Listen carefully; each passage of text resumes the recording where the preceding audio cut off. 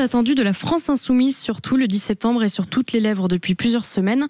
À quoi faut-il s'attendre? Je vous laisse répondre, André. On va essayer de développer. C'est vrai que c'est tout à fait étonnant parce que on parle du 10 septembre. On se dit mais qu'est-ce que c'est? Donc effectivement, c'est pas les syndicats, ce ne sont pas les syndicats, ce ne sont pas tel ou tel parti politique, ce ne sont pas tel ou tel mouvement. On dit le 10 septembre, eh bien arrêt total du pays. Oui, mais qui dit ça? Qui va faire ça, etc. En fait, c'est un mouvement intéressant. Il a émergé spontanément en juillet 2025, en juillet dernier, grâce à un groupe qui s'appelle Les Essentiels. Donc sur les réseaux sociaux, vous voyez à quel point les réseaux sociaux jouent un rôle. On les déteste, on les aime, on s'en méfie, mais c'est ça. En réaction à quoi? Au budget 2026 présenté par François Bayrou. Il faut voir comment il va s'en tirer le 8 septembre prochain. Donc les annonces qu'on prenait, alors c'était très très divers et varié. Les annonces, suppression, vous savez, par rapport à la suppression de 2 jours de santé, de jours fériés, des coupes de la santé, le gel des retraites et la suppression de milliers de postes publics pour atteindre, parce qu'il fallait faire, comme vous le savez, 43,8 milliards d'euros d'économie. Il les faut, ces 44 milliards. Mais est-ce qu'on les cherche là où il faut? En tout cas, ce mouvement du 10 septembre dit, allez, on bloque tout. On fait un arrêt total du pays à partir du 10 septembre, appelle au boycott, à la désobéissance civile, à des piquets de grève, etc. Alors le mouvement se présente comme apolitique et horizontal, refusant l'imposition de figures partisanes ou syndicales, dans la lignée d'un profil proche de quoi? Eh bien vous le savez, ça rappelle qui quand même toute cette histoire? Ça rappelle ce qui s'est passé il y a 6 ans, en tout cas en prévision, avec un certain mouvement qui s'appelait les Gilets jaunes, Maud. Oui, ça ressemble à la façon dont est né le mouvement des Gilets jaunes. Est-ce que vous pensez, vous André par exemple, que ça peut en revanche se passer comme la période des Gilets jaunes? Ça a duré comme 2 ans à peu près. Absolument. Et s'achever un peu façon Gilets jaunes. Alors, tout le problème est là, parce qu'il faut savoir que cet appel à la mobilisation, qui a été effectivement suivi sur TikTok, Facebook, Telegram, encore une fois on a vu les réseaux, voilà, est-ce que ça va marcher ou pas? Écoutez, franchement, on va pas jouer les devins, ni le marque de café, ni les voyants. En tout cas, il y avait une vidéo qui avait attiré l'attention, qui date du début de l'été, qui proclame « Le 10 septembre, on arrête tout, pas pour fuir, mais pour dire non ». Alors, ce clip a été visionné par des centaines de milliers d'internautes. Donc, ce groupe, je rappelle, s'appelle Les Essentiels. Alors, qui sont Les Essentiels? Écoutez, on est allé sur leur site, on retrouve un discours en faveur d'une France souveraine, mais aussi des textes un peu divers, voilà. On invite les Français à s'organiser localement. Dans un message du daté du 14 mai, apparaît le nom d'un certain Julien Marissot. Voilà. Alors, il serait père de famille, entrepreneur et gérant d'un café associatif. Il explique la philosophie du mouvement. Il n'y a pas qu'un problème, dit-il. Aujourd'hui en France, il y en a plein. Les gens souffrent, ils crient. Certains doivent choisir entre se chauffer et manger. Nous voulons mener des actions qui enrayeraient le système, montrer que nous existons. C'est ce qu'on a vu avec les Gilets jaunes. Nous essayons de recréer les conditions. Alors, paralyser les actions, encore une fois, paralyser le pays vis-à-vis des actions symboliques, blocage, boycott, etc. On l'a dit. Ou des actions plus concrètes comme des grèves, des piquets dans des infrastructures clés, marchés, aéroports, préfectures. Voilà, ils ambitionnent un effet bombe avec des revendications très diverses, mais comme avaient aussi les Gilets jaunes, augmentation du SMIC, convocation d'une assemblée constituante, suppression de la TVA, fin de la guerre à Gaza, défense de l'aide médicale d'État, etc. Alors voilà, alors qu'est-ce que ça va donner? Eh bien, ce qui est intéressant, c'est que évidemment, et ça c'est tout à fait typique de notre époque, on ne sait pas qui, que, quoi, combien et qu'est-ce qui va se passer ou pas à partir du 10 septembre, mais déjà les partis politiques se sont mis en ordre de bataille, en tout cas certains. Jean-Luc Mélenchon, la France insoumise, a été la première formation politique à soutenir officiellement le mouvement et appelle même à une grève générale le 10 septembre, suivi par les écologistes via Marine Tondelier, le Parti communiste français, le Parti socialiste qui après quelques hésitations a fini par s'associer au mouvement, le Rassemblement national lui préfère rester à l'écart, il pense que c'est un mouvement déjà dévié et récupéré par la gauche. Les initiateurs, alors, revendiquent une rupture avec la mode traditionnelle de mobilisation. Ils le disent, eux, ils ne veulent ni syndicat, ni parti, juste un rassemblement citoyen pour reprendre le pouvoir. Alors le vrai problème, c'est intéressant. Est-ce qu'on va voir, en fait, est-ce que c'est l'auberge espagnole du fantasme ou une espèce de bulle de savon entièrement lancée par les réseaux sociaux et qui donnera, allez, pas grand-chose, qui fera pchit, ou au contraire, et vous avez posé la question, Maude, ou au contraire, comme les Gilets jaunes, il y a eu un mouvement quand même qui a pris une ampleur certaine et qui est encore dans toutes les mémoires. Eh bien, écoutez, rendez-vous le 10 septembre. En tout cas, c'est intéressant de voir, parce que ça traduit quelque chose, alors de vrai et de réel, et tout le monde le sait, une espèce de ras-le-bol, de rejet des Français, en tout cas d'une grande partie des Français, devant cet état de liquéfaction actuel. Et voilà, qui vivra, verra. Alors c'est le moment de réagir, chers auditeurs, 0826 300 300, et on a un premier auditeur justement, Cédric, qui nous appelle de Narbonne. Bonjour Cédric. Bonjour André Berkoff, bonjour à Maud. Je suis complètement d'accord avec vous. Alors je ne suis pas sûr que ça fasse réellement pchit, mais une chose est certaine, c'est que je devais participer, c'est ce que je disais à votre standard ce matin, mais je ne participerai pas.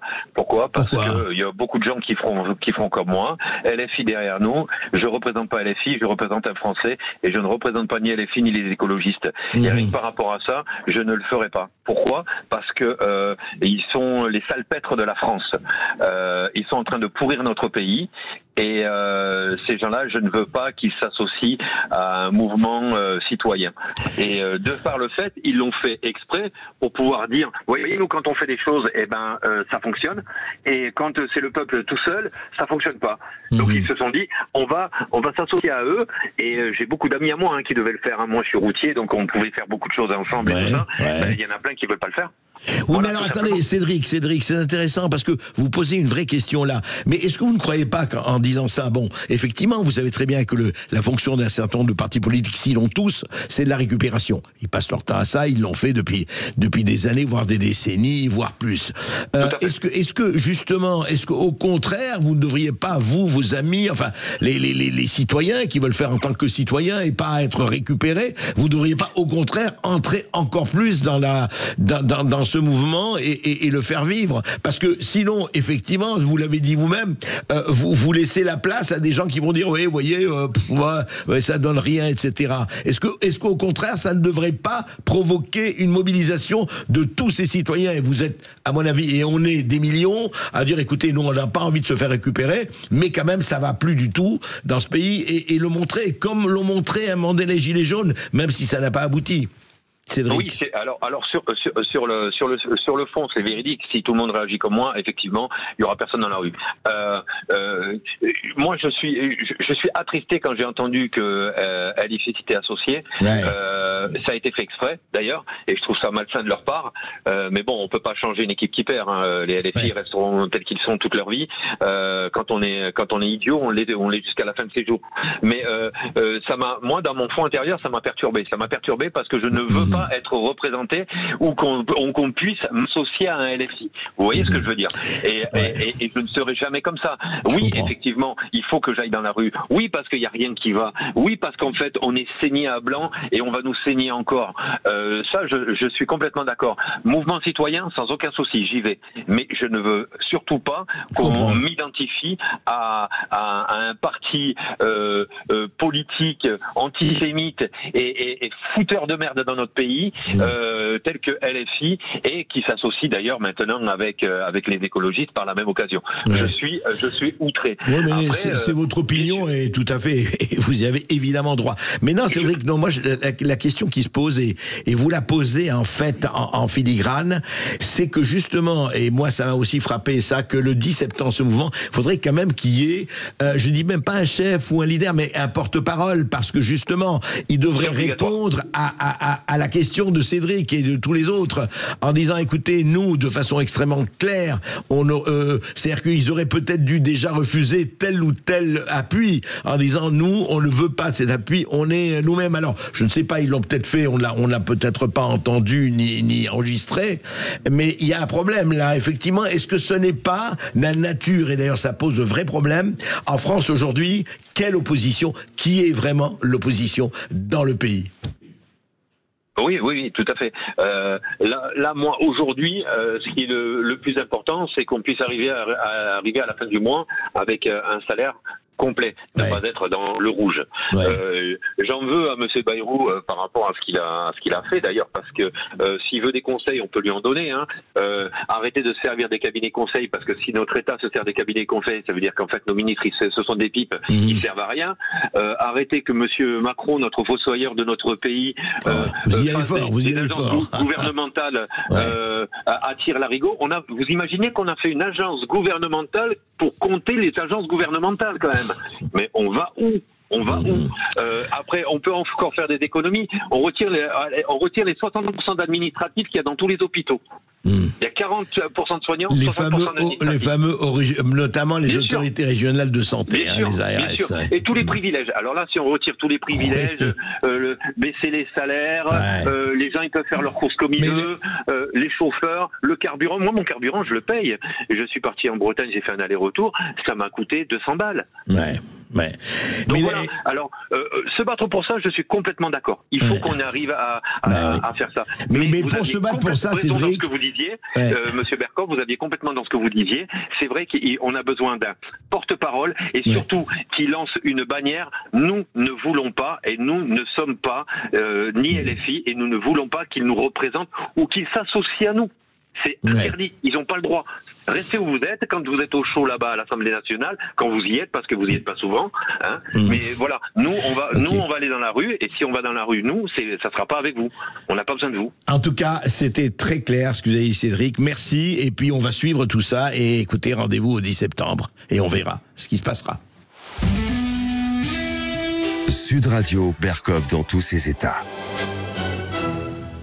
Eh bien, nous allons assister à quelqu'un que nous retrouvons, cher Maud. Eh oui, ils sont sans doute ceux qui ont fait le plus parler d'eux ces dernières années avec leurs actions coup de poing. Les agriculteurs sont eux aussi attendus le 10 septembre.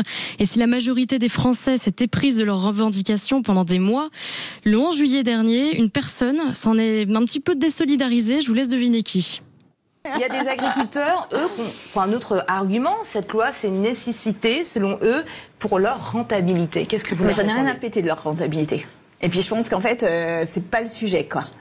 La rentabilité de l'agriculture par des produits chimiques au détriment des sols, de la biodiversité, de notre santé, c'est pas de la rentabilité, en fait. C'est de l'argent sale. Eh ben, qu'est-ce qu'on y va? Vous avez reconnu, bien sûr. Elle nous a manqué. Vous savez, elle m'a manqué, je peux vous dire, pendant ces vacances. Pendant ces vacances, pendant 2 mois, n'est-ce pas, l'émission n'était pas là. On avait tous pris des vacances. À Sud Radio, on en avait besoin. Mais Sud Radio a continué, très bien continué. Mais le problème, c'est qu'elle nous a manqué, Sandrine Rousseau. Eh oui, c'est elle, Sandrine Rousseau. La merveilleuse Sandrine Rousseau. La rentabilité des creux, j'en ai rien à péter. C'est de l'argent sale. Vous imaginez un peu les agriculteurs quand ils entendent ça. Non mais je veux dire, c'est formidable. Oui, parce que eux utilisent un certain nombre de produits qu'ils ont utilisés un peu partout, sauf en France, sauf dans l'Union européenne parce qu'il y a les circulaires. Ah oui, oui, en Espagne, attendez, il y a quand même des passe-droits, il y a quand même des exceptions, mais voilà, c'est tel ou tel ou tel. C'est formidable quand même, hein. Voilà, je veux dire, l'argent sale. Mais mais Sandrine Rousseau, les agriculteurs seraient des dealers? Mais c'est quoi cette histoire? Mais attendez, allez travailler avec eux, mais ce serait très bien d'abandonner l'Assemblée nationale, qui ne sert aujourd'hui vraiment pas à grand chose, et aller sur le terrain. Qu'est-ce que ça veut dire? J'en ai rien à foutre. C'est quoi ça? Alors évidemment, après, on s'étonne que Sandrine Rousseau, qui a une future résidence secondaire dans le Finistère, qui a été étonnée qu'on fasse des manifestations, sous le slogan provocateur, la chroniqueuse rurale a manifesté devant la future résidence de Sandrine Rousseau, barbecue géant parce qu'on aime le bœuf bien saignant. Et que dit Sandrine Rousseau encore une fois? Ah, c'est une réaction viriliste et démesurée, violence symbolique. Elle n'a pas dit fascisme, mais c'était tout comme. Mais est-ce qu'il ne faut pas arrêter un tout petit peu, mais arrêter même complètement ce mépris? Cette espèce de mépris incroyable. Ces agriculteurs, de toute façon, on n'en a plus besoin, mais écoutez, qui nous embête pas avec ça? Nous avons le Mercosur qui arrive, nous avons le poulet ukrainien, nous avons tout ça, et ça va très très bien. Attendez, c'est ça la gauche? Et c'est ça les écologistes? Vous faites quoi? C'est ça ce que vous faites? Mais vous les insultez, vous les traitez de tous les noms, ces centaines de milliers d'agriculteurs qui sont quoi, assignés à résidence, qui n'ont plus le droit de parler même, sauf de temps en temps de faire des manifestations. Mais c'est quoi ce mépris de ce qu'on appelle encore des représentants du peuple? Mais c'est quoi ça? Franchement, c'est des fois on se dit, mais je ne sais pas si c'est de la bêtise ou de l'ignorance, ou les deux à la fois, mais il faudrait quand même retrouver l'habitude de tourner 7 fois sa langue dans sa bouche avant de parler. Bonjour Angèle. Oui, monsieur Berkoff, bonjour et bon retour sur Sud Radio. Merci. Pour ce mois de septembre agité. Oui, on peut le dire, oui, c'est vrai. Non, mais moi, Sandrine Rousseau, elle me tue à chaque fois.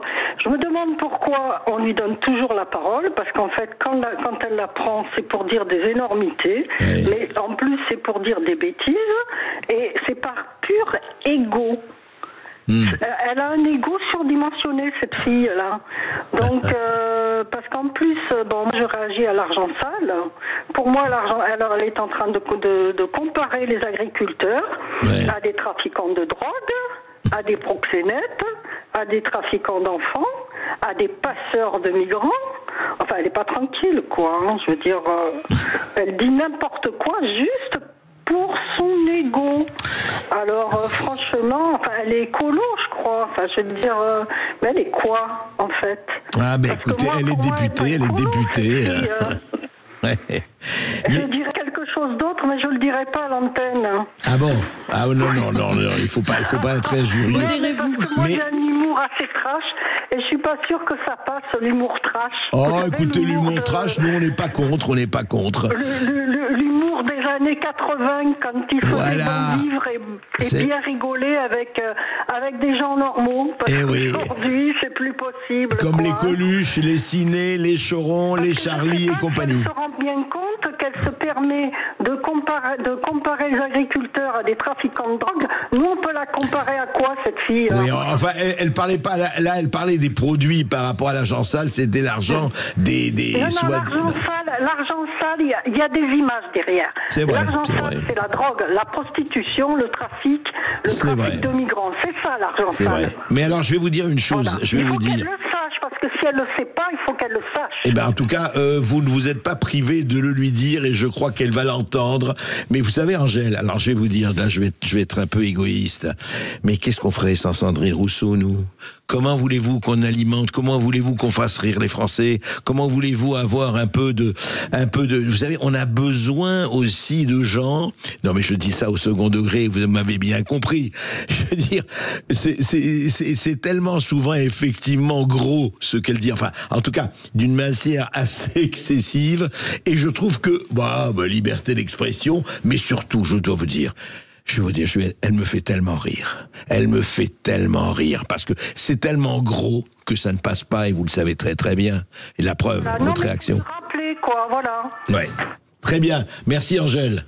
Si vous souhaitez réagir vous aussi, 0826 300 300, et puis n'hésitez pas à laisser des commentaires sur le live YouTube ou sur le live Facebook. Je suis en train de les regarder, donc n'hésitez pas à participer.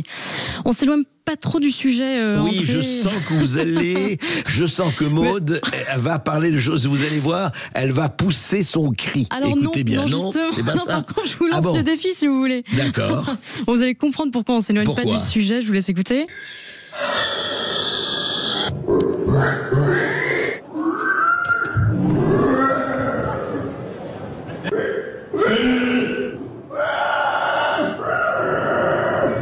Attendez, laissez-moi deviner. C'est l'Assemblée nationale? Non. Non, c'est pas l'Assemblée nationale. Le Sénat? Non, c'est pas le Sénat. Le Conseil économique et social? Toujours pas. C'est pas le Conseil économique et social. Attendez. La Cour des comptes? Ah, on se rapproche. Non, pas du tout. Alors, qu'est-ce que c'est, Maud? C'est le championnat du cri de cochon, André. Le championnat du cri de cochon? Ça m'épate. Incroyable. Ah non, j'avoue que le championnat. Mais qu'est-ce que. Ah oui, le championnat. Il se déroulait le 10 août. C'était la 42e édition, tous les ans. Tous les ans. 42 ans que ça existe. Championnat du cri de cochon. Alors je crois qu'on avait un commentaire d'ailleurs là-dessus après, parce qu'on donnait les résultats du championnat. Non, on l'a pas. C'est pas très grave. Alors oui, effectivement, Maude, direction tri sur Baïse dans les Hautes-Pyrénées, la 42e édition de la fête du cochon est aussi appelée Pourcaillade. Née à une époque où le marché local était le plus grand de porcelet en France, cette fête a connu son apogée dans les années 1990 et 2000. Mais bravo. Eh bien, elle continue. Alors, ce championnat du monde du cri du cochon, championnat de France, pardon, du monde, mais on pourrait le faire, c'est un championnat du monde, je suis sûr. Véritable tradition du cal. Alors, il y a...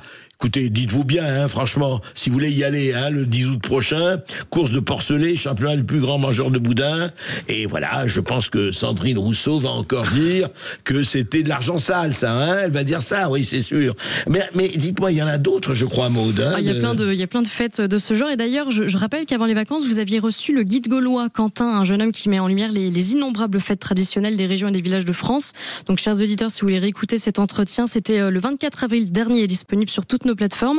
Et donc non, il n'y a pas que ça. La commune de Lagardère dans le Gers organise... On dit Gers ou Gers ? Non, Gers. Le Gers, oui, pardon. Absolument. Oui, le Gers, absolument.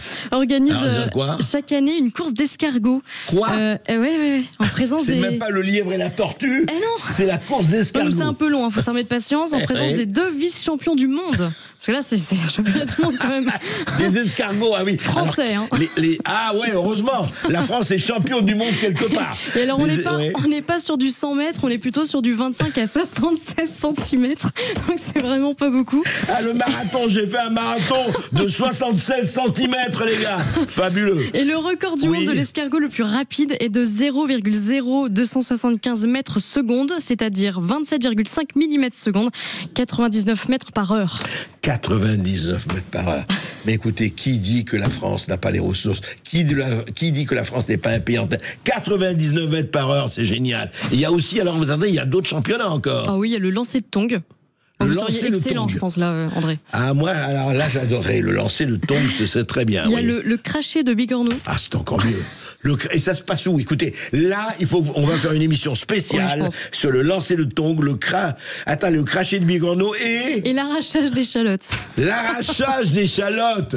Mais voilà les vrais sujets dont il faudrait s'occuper. C'est pas des lanceurs d'alerte qu'il faudrait s'occuper. Mais non, c'est pas des influenceurs. C'est du lancer de tongs, du craché de bigorneau et de l'arrachage d'échalotes. Voilà de vrais sujets qui concernent tout le monde. Merci Maude, quand même, de ces informations. Qu'est-ce qu'on ferait sans ça ? J'espère que vous savez faire le grand écart, André. On laisse de côté la cochonaille, les escargots et le crachet de bigorneau pour visiter la commune de Molenbeek, en Belgique, dans la périphérie de Bruxelles. Un quartier tristement célèbre pour avoir vu grandir le terroriste islamiste Salah Abdeslam, entre autres. Il y a aussi les terroristes du Bataclan. Un quartier gangrené par le salafisme qui fut donc le théâtre, mercredi dernier, d'une énième polémique lors de son conseil municipal.